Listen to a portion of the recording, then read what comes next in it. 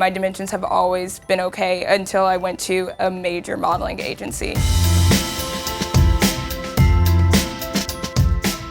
Hi, I'm Brianna. I'm an editor at BuzzFeed, and I'm also a model. I first started modeling when I was in high school. I would say I was probably around the age of 14 or 15. A few weeks ago, I got a DM on Instagram from a major modeling agency. They asked me to come in to just see me and see if there was a possible opportunity for me to get signed. I was super excited about this. When I got to the agency, I went into an office and there was a guy sitting there. It was weird because he didn't seem too excited to see me. He kind of immediately gave off the feeling of, you're wasting my time. And he kind of looked me up and down. He told me I had beautiful skin and a really pretty face. And then it came time to take my measurements and everything changed. He found that I am a 37 hip. Online it says that I'm a 34 hip because at the time I was very unhealthy. I had no appetite because I was going through a very stressful time in my life. My doctors were concerned, and it's just not a size that I think I should have to be able to do a photo shoot. He told me if I wanted to be able to sign to this agency that I would need to get back down to a 34 hip.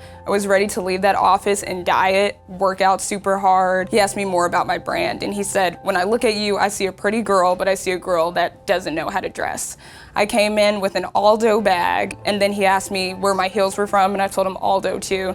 And he said, that's what I see. I see someone who doesn't have a lot of money, isn't putting a lot of money into their fashion. That bag, those shoes, it's not doing a lot. At that point, I was ready to cry. And I knew that if he asked me anything else, I was not gonna be able to answer it without tearing up because I just felt, I don't know, I just felt like there were a lot of things I needed to work on and change about myself that I was not gonna be able to do.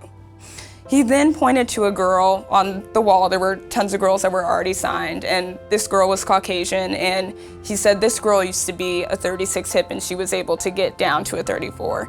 And at that point, I knew I probably was not gonna get signed because it was time for me to open my mouth. And I told him that girl is able to do that because her ancestry does not come from Africa. My butt is always going to be big. That's just in our DNA, and for you to expect me to be able to come all the way down to a 34, I don't know if I can do that and still be healthy. And he was like, well, you just have to want to work for it.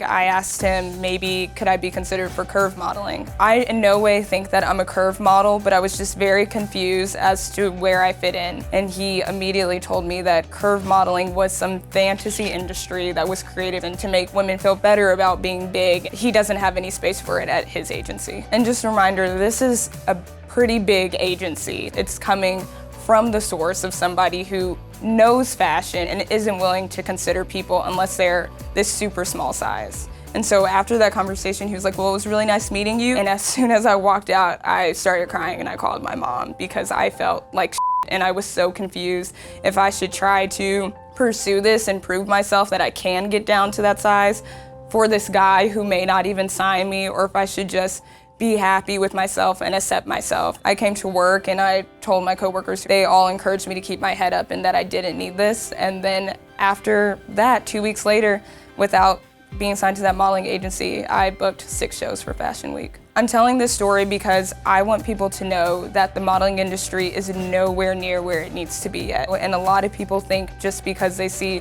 a dark-skinned model here and a curved model there that we're making huge changes and moving forward. I would say I've noticed, like, if you're dark-skinned, you're Brazilian or you're from East Africa, but it's rarely ever an African-American. Or if you're dark-skinned, you have to have European features. They're literally saying somebody's physical makeup is a trend. I would say if you're young and you want to pursue modeling, just know that you have to have a strong back when you go into this industry and know that it's not going to be easy. For the future, I hope that one day we can just go onto a modeling agency's website and there won't be a section for curve. To me, it's almost as if, what if we put a section for Black models and a section for Latino models? It's just weird. There are Asian people in this world, there's Black people in this world, there's women with a 42 hip, so why are we separating them? If we wouldn't separate them by race, why are we separating them by waist? If that agent is watching this video, maybe in the moment you upset me, but long term it actually empowered me to keep going. At the end of the day, what I do want to do with this industry, and even here at BuzzFeed, is to impact lives and let girls know that they are okay how they are.